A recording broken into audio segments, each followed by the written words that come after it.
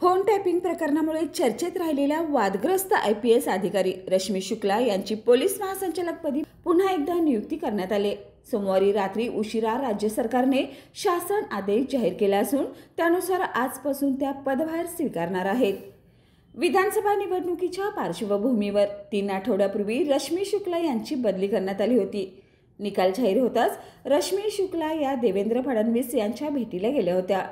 त्यानंतर त्यांची पोलीस महासंचालक पदावर पुन्हा एकदा नियुक्ती करण्यात आली। त्यामुळे राजकीय आणि प्रशासकीय वर्तुळात चर्चांना उधाण आले। रश्मी शुक्ला यांच्यावर माजी गृहमंत्री अनिल देशमुख यांच्यासह राष्ट्रवादी काँग्रेसच्या नेत्यांचे बेकायदेशीर पद्धतीने फोन टॅपिंग केल्याचे आरोप होते।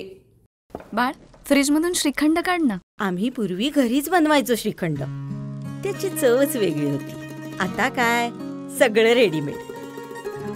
आजी, हे श्रीखंड खाऊन बघ।